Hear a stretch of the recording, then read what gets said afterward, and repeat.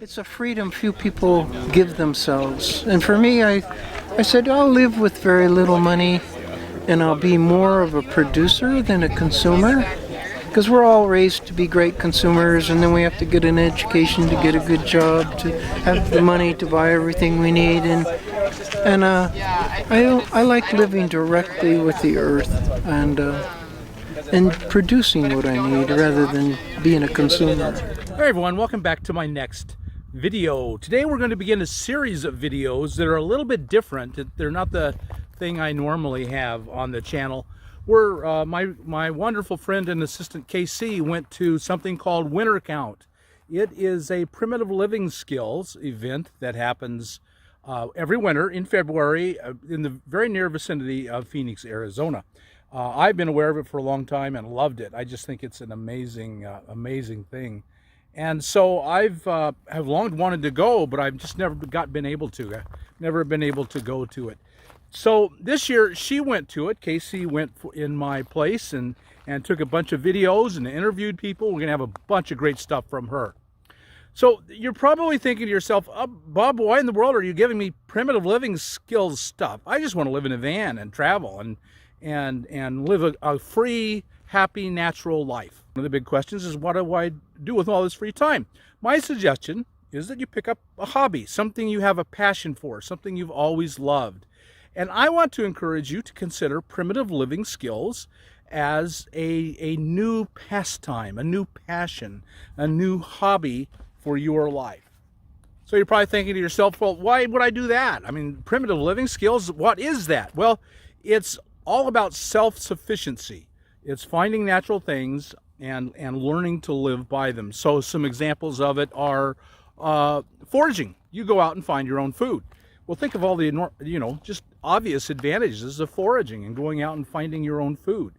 Hunting, I would suggest mainly small game, but it could be big game, but mostly small game, man. So between foraging and hunting, your life's going to be a lot better. And then you also learn how, with primitive living skills, to be self-sufficient. So you can learn how, and you're going to see lots of examples of this.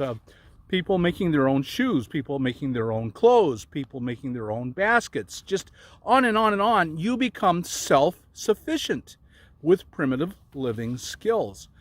You can learn to make a lot of things that you need. You can make your own knives, your own bows, your own arrows, your own spears, just all kinds of things. And entertainment, you can learn how to entertain yourself.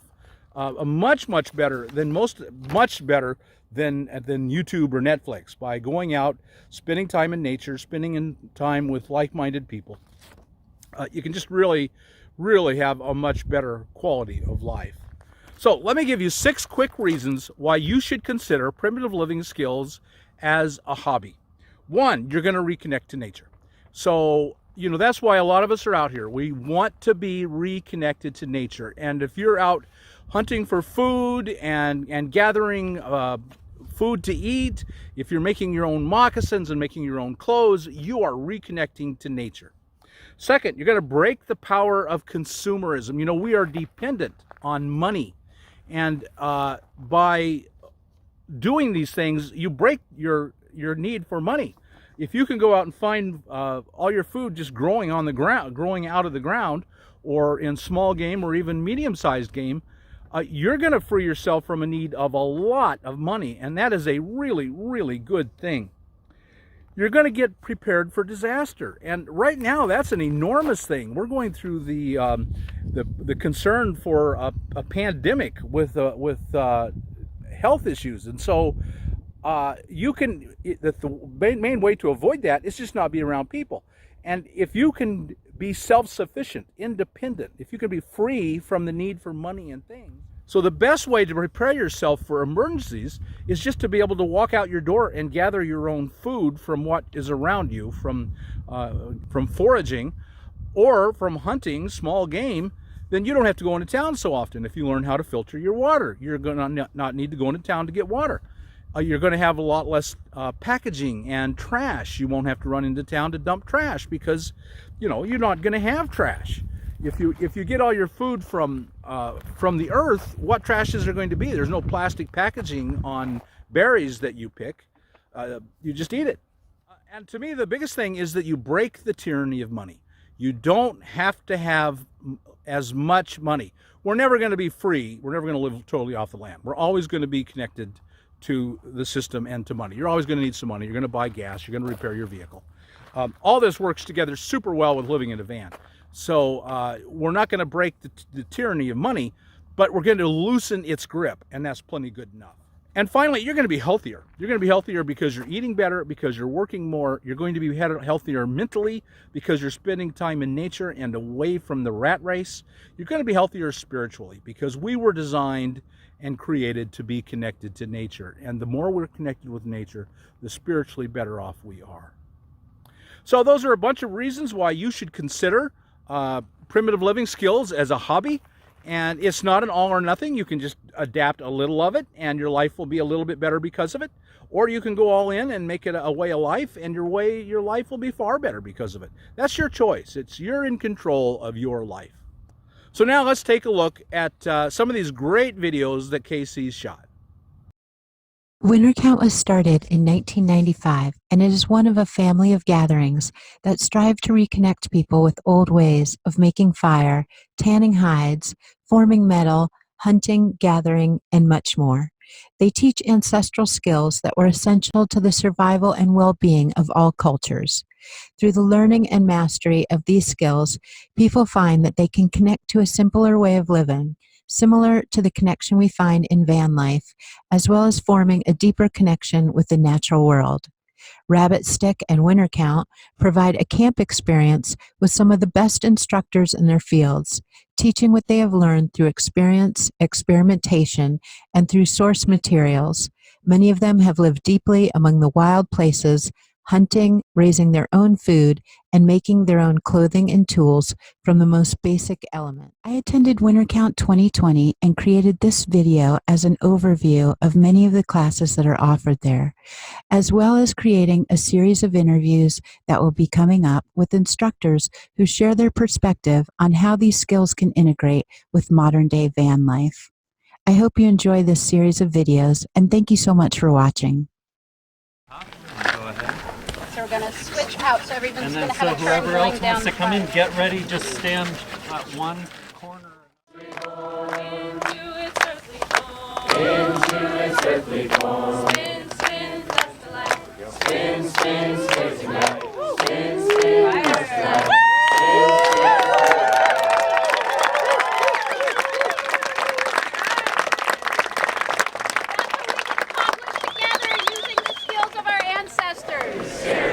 Then I will take responsibility for myself for the next several days. Then I will take responsibility for myself for the next several days. In honor. And then we're going to go over there and learn about clay. We're going on a field trip and digging our own clay, processing it, and then we're going to go right back down there and make pottery.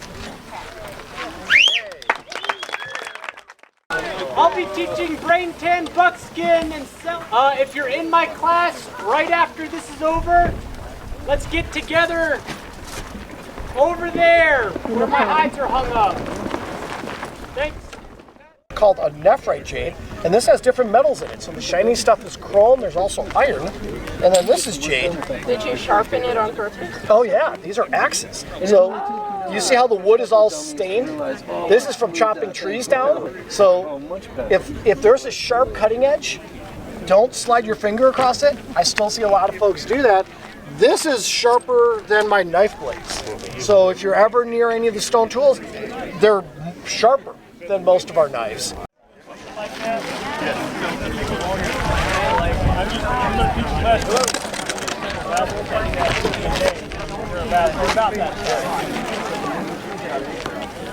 Okay, there's a little crude, very crude one.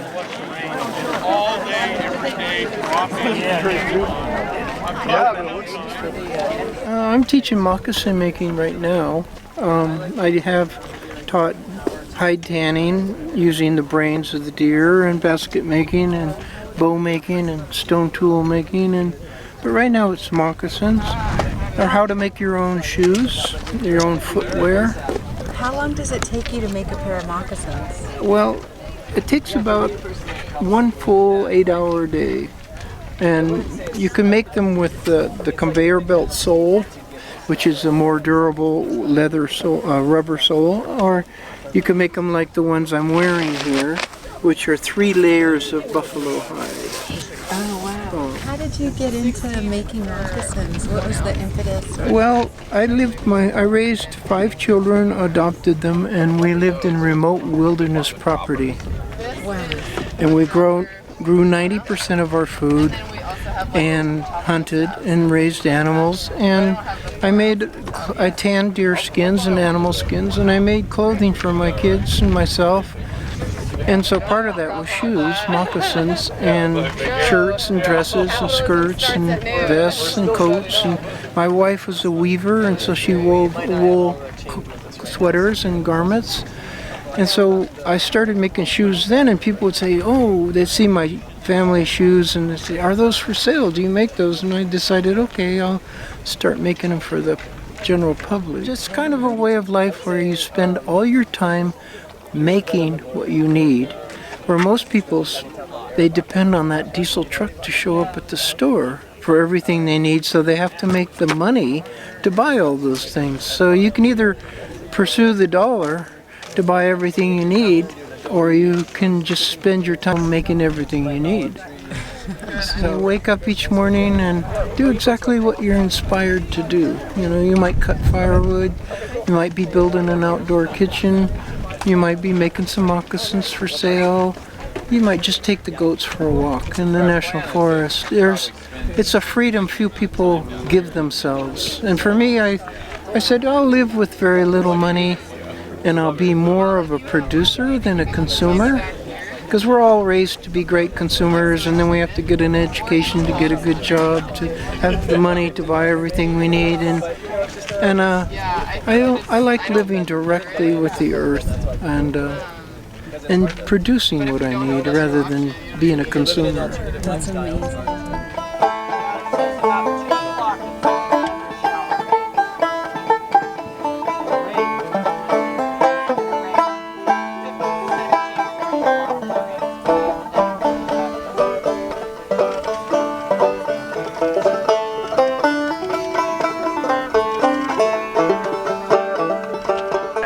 And if things look good, you can go around, and now is the easiest time to poke the holes in for the rim, which would be approximately every 3/8 of an inch apart and down a little ways, maybe down 3/8 of an inch. You have to watch if there's some little imperfection in the bark. Invoke the water, honor the earth, burn with the fire, breathe in the air. Invoke the water, honor the earth, and burn with the fire. I am craving, flying with the raven, 'cause she takes me between the two worlds. She's got magic in her dark wings, in her heart lies the deep blue.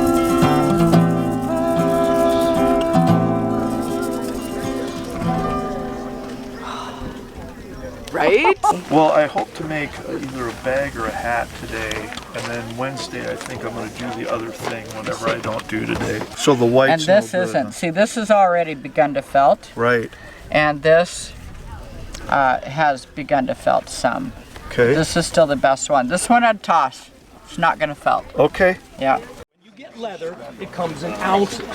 It comes in ounces, and to summarize this, the higher the number, the thicker it is. Like this would be considered probably 7 to 9 ounce.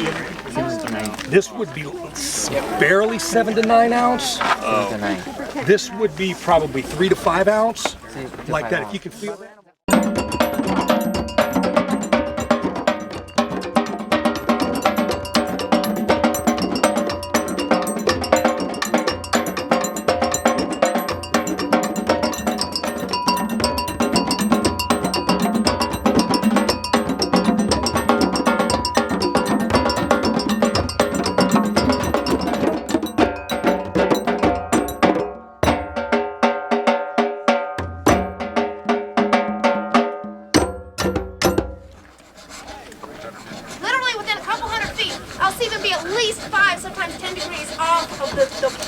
were going to.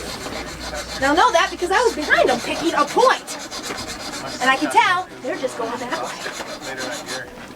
Not a good system. This is where hunters, you've probably heard this story a few times, hunters go out, great, it's fall, early snowfall. Get just a light dusting on the ground, don't really notice it, and then you try to walk back and get a little disoriented, they keep walking, keep going, the snow starts falling a little heavier, and now they're starting to get that panic, and they keep walking, right? And sometimes it's a few hours, sometimes it's days later they come across tracks in the snow. Yes! I can follow these back to where I need to. They gotta come from somewhere. I'll follow these backwards until they realize it's their tracks. Oh God. They just walk in one big circle, right? Sometimes in a matter of hours, sometimes literally over days. They've been sleeping out, roughing it, hoping to get back, right? So you are never going that way. Always leapfrog. Always use point-to-point navigation, whether you have a compass or not. Okay? Yep, all right.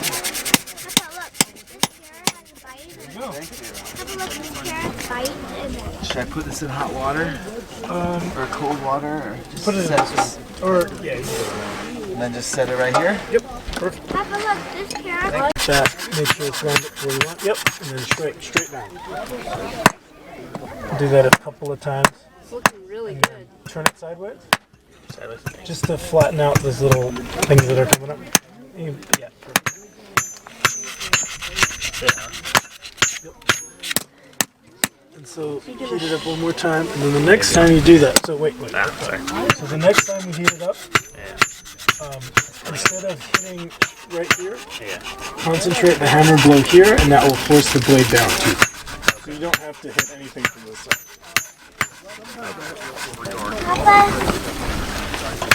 And you were mentioning to get a...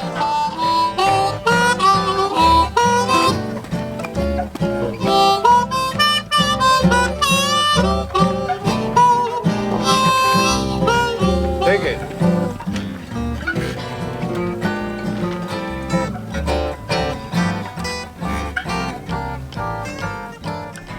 One of about three things. The biggest one is, how can I get the flake to go far? How do I get it to go into the middle, you know? The other question is pretty much the same thing, but they're asking in a negative way. They say, how do I keep from getting so many damn step fractures all along the edge? And it's because they're trying 2 or 3 things wrong in trying to get so far across. They keep setting up this edge that isn't strong enough, or they grab it at the wrong spot, or there's already a flaw and they're trying to fix it, and all they do is make it worse, you know? And then the other one is, how do I thin it down so I can pressure flake? Because they already know how to pressure flake, because they learned through mixed methods of modern, like pre-cut preforms, or just, you know, taking flakes and turning them into something. But they want to be able to get that, what I showed you initially was, how do we spall, and then how do we look at that ugly, thick, curvy spall and make that? That's the... Yeah, that was a really cool process to see. That's kind of why I was at, like, how... Yeah. 4 transition rows I have to weave to get half of these purples inserted into the middle of those tans.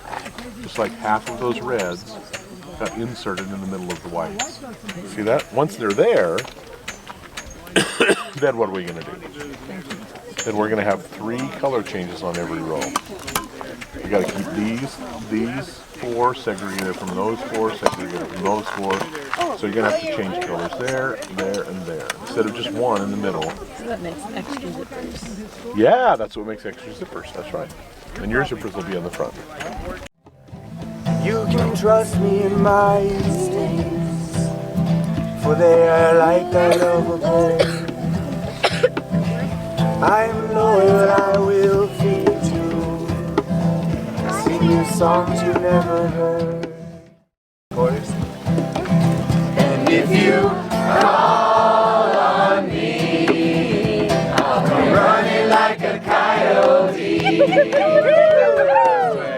Pillars indeed, a lighthouse when you're out to sea. A beacon when direction's all I need. A compass if you know what I need. Drunk on that nectar of all that you are to me. trust me in my instincts, for they are like that of a bird. I'm loyal, I will.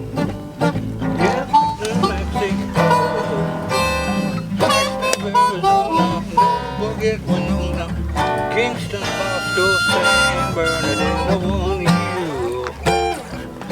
Get hip to that tiny trail.